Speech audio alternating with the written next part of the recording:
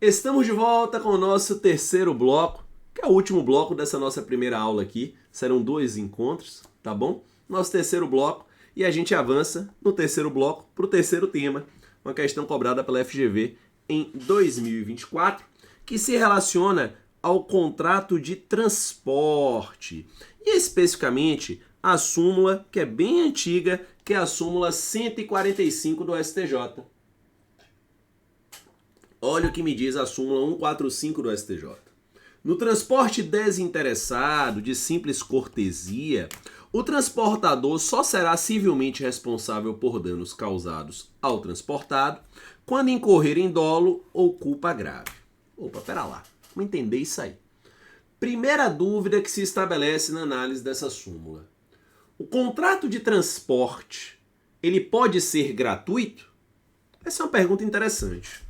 Porque quando você vem ao artigo 736 do Código Civil, nos diz que não se subordina às normas do contrato de transporte o feito gratuitamente por amizade ou cortesia.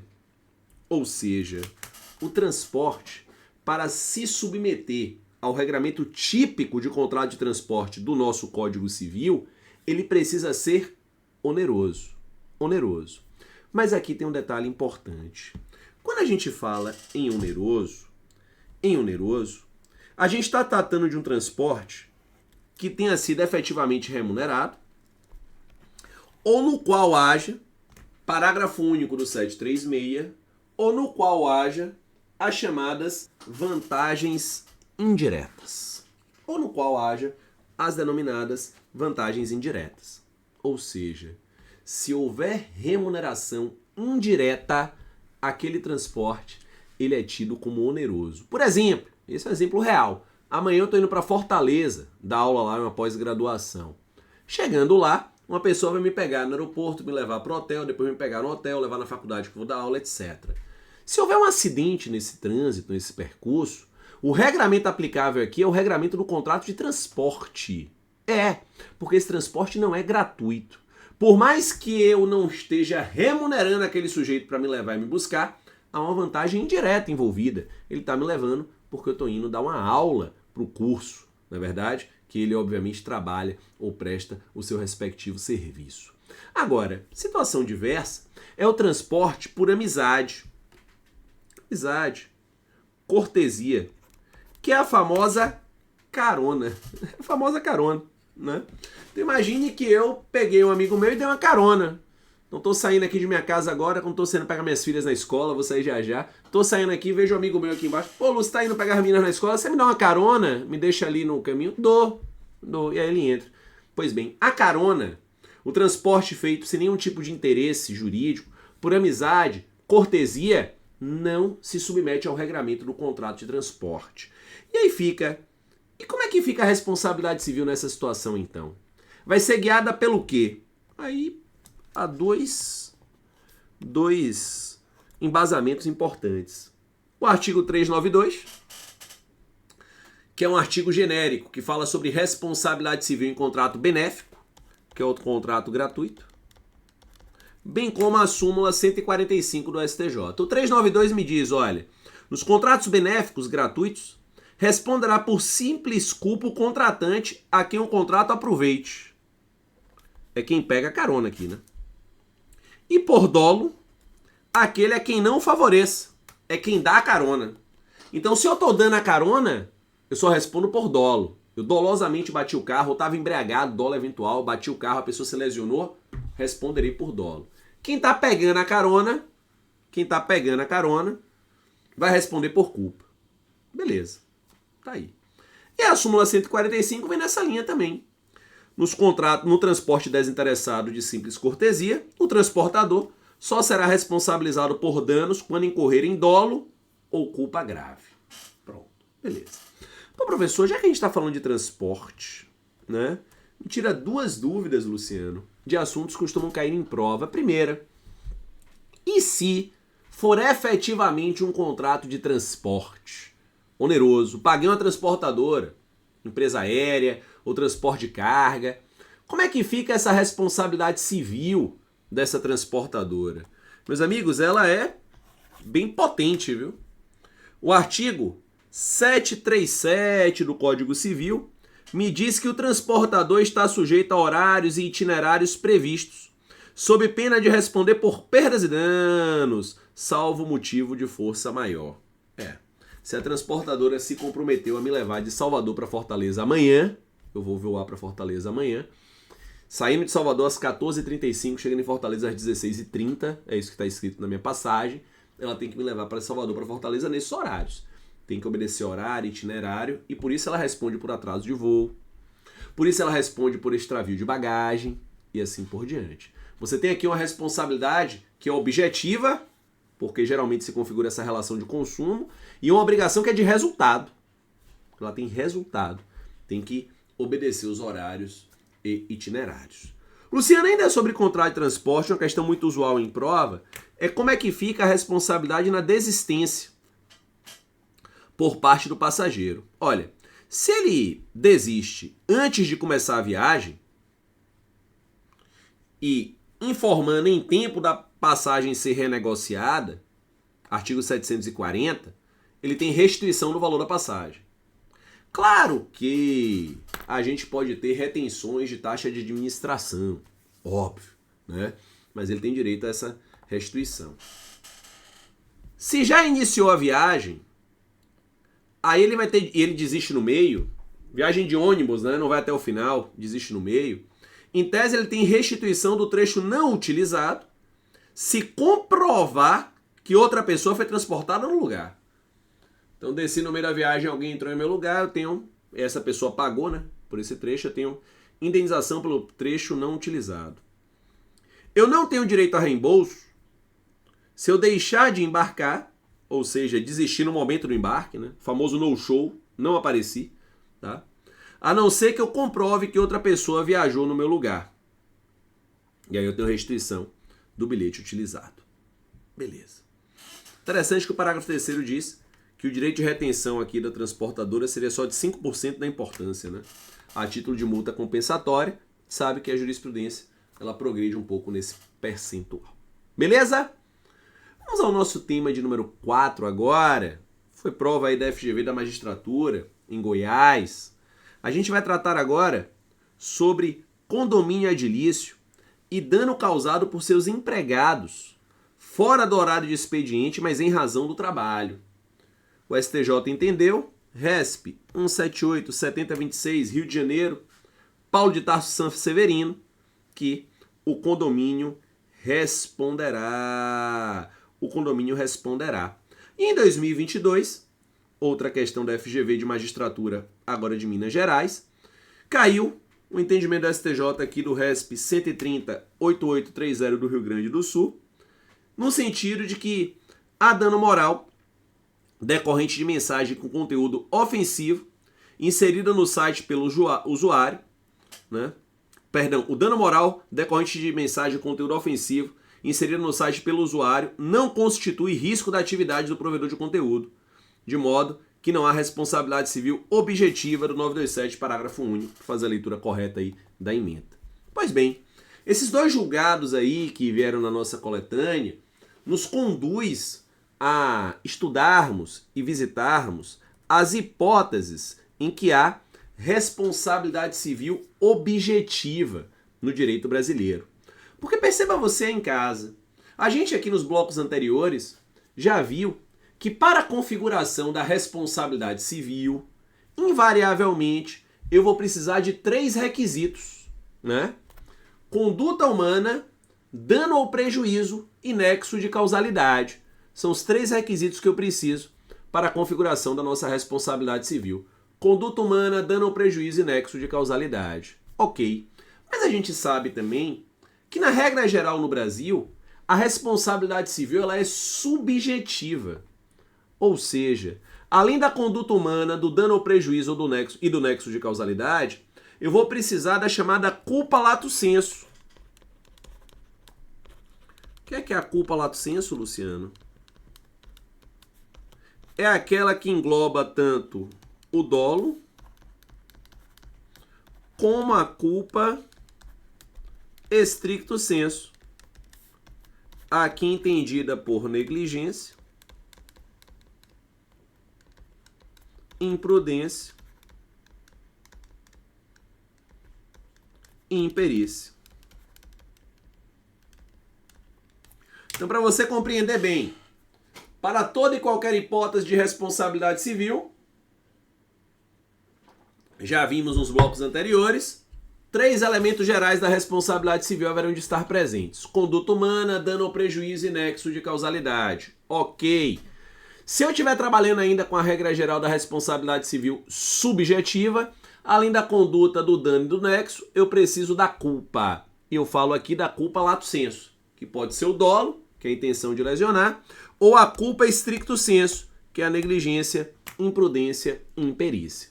Agora veja você, apesar da regra geral ser a responsabilidade civil subjetiva, fundada em culpa, artigo 186 do Código Civil, nós temos situações no direito brasileiro em que haverá a chamada responsabilidade civil objetiva. O que é isso, Luciano? Aquela responsabilidade civil que independe da presença do elemento culpa. Não precisa da culpa, tá? Ela precisará apenas da conduta, do dano e do nexo. Pronto, ela é objetiva. Obviamente que são hipóteses de exceção, porque nós, em regra, não devemos responder por aquilo que não concorremos culposamente. Ok. E aí vem a dúvida, quais são as hipóteses excepcionais em que eu vou ter essa responsabilidade civil objetiva? E é sobre isso que a gente trata agora. Primeira hipótese, leis especiais. Leis especiais. Artigo 927, parágrafo único do Código Civil. Se você tiver uma previsão em uma lei especial, uma lei expressa, dizendo que a responsabilidade civil independe da culpa, você terá responsabilidade civil objetiva. Trouxe exemplos. Transportador, há pouco mencionei, está no 734 do Código Civil, além de muitas vezes estabelecer relação de consumo. Responsabilidade civil do Estado, está no 37, parágrafo 6º da Constituição Federal. Ambiental, Lei 6938 de 81, artigo 14. Dano nuclear, está lá na Constituição Federal, artigo 25, inciso 23. DPVAT, que é o seguro obrigatório. Direito do consumidor, são todas hipóteses de responsabilidade civil objetiva por previsão em lei especial. Ok. Segunda hipótese de responsabilidade civil objetiva, atividade de risco, também prevista no 927, parágrafo único.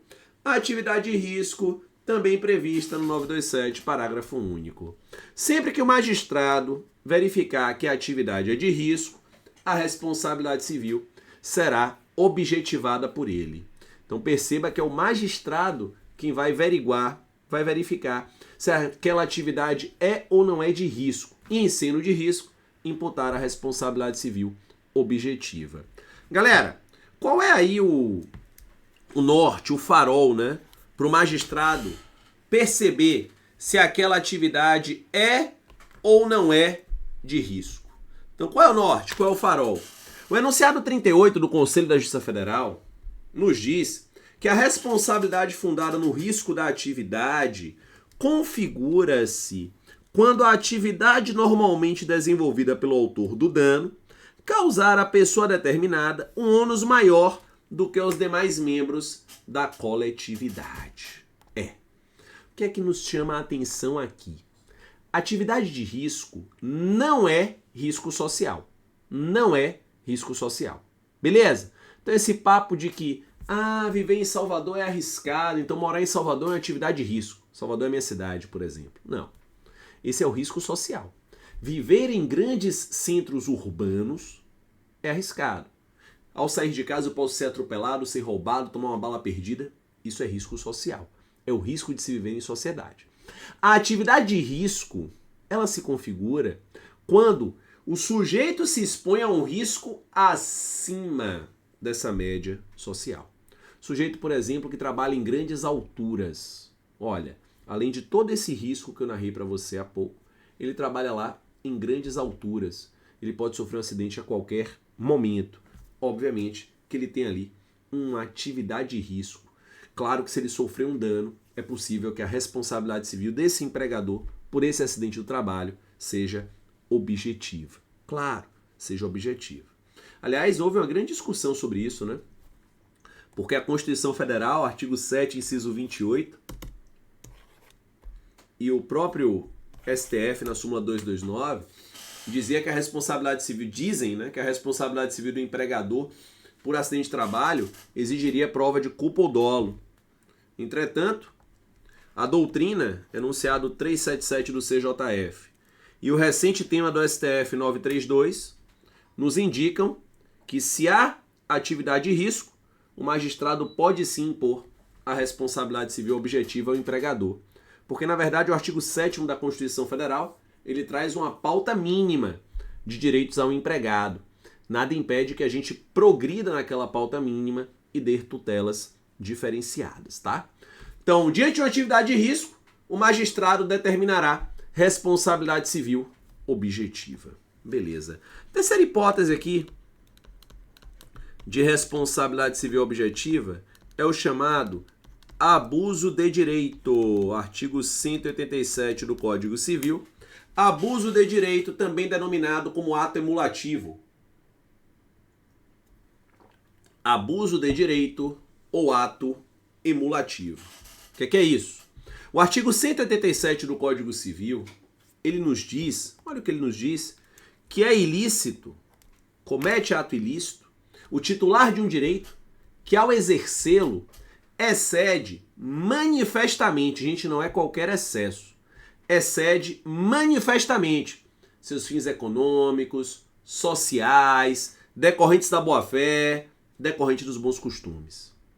O professor Orlando Gomes, de forma muito exata e cirúrgica, nos diz que essa ideia do abuso de direito acaba com aquela premissa de que tudo que não for proibido é permitido no direito privado. Diz Orlando Gomes, não. Não, porque nós punimos também o excesso de permissão. Se o titular de um direito excede manifestamente esses fins econômicos, sociais, decorrentes da boa-fé, decorrentes dos bons costumes, eu tenho aqui ilícito, eu tenho aqui abuso de direito. A doutrina, enunciado 37 do CJF, adota o famoso critério objetivo finalístico nessa análise do abuso de direito. O que é isso? Eu pego a finalidade do direito e de forma objetiva eu vou perquirir se há ou não excesso manifesto. Por exemplo, aluguei um veículo Onix. Eu, como locatário do carro, posso fazer uso dele. Beleza. Mas eu peguei esse Onix que eu aluguei para fazer transporte de carga. Pô, não dá. Onix é carro de passeio. Ele não foi feito para ser transportador de carga. Eu agi em abuso de direito. Eu excedi manifestamente fins econômicos, sociais, decorrentes da boa-fé, decorrentes dos bons costumes. Beleza. Quarta hipótese de responsabilidade civil objetiva: empresas e empresários. Artigo 931 do Código Civil.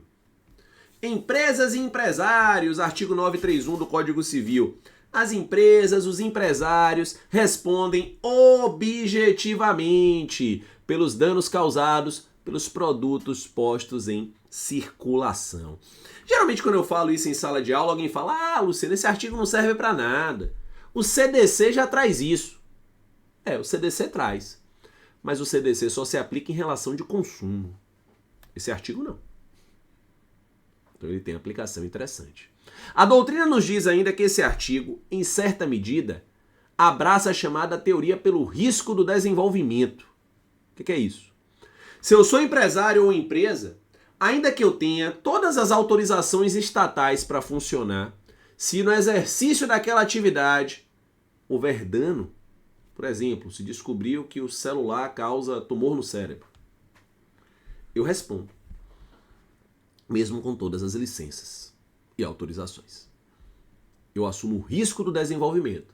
É o famoso risco-proveito aqui. Se eu tenho proveito econômico, eu tenho que assumir o risco. Onde há o bônus, reside o ônus.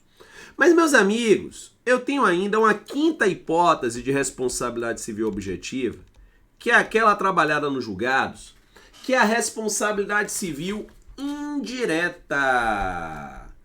E essa responsabilidade civil indireta será o tema de abertura no nosso próximo encontro. Eu falo assim, próximo encontro, mas é uma continuidade dessa aula. Eu já vou gravar aqui na sequência e já vai estar disponível para você tudo conjuntamente, porque as aulas são de 1 hora. Beleza? Uma alegria estar aqui com você hoje, tá? Foi bom demais. A gente vai ter um encontro marcado em breve no nosso próximo encontro para aprofundar os nossos temas e aprofundar os nossos assuntos, tá bom? Fique bem, um abraço grande e até mais.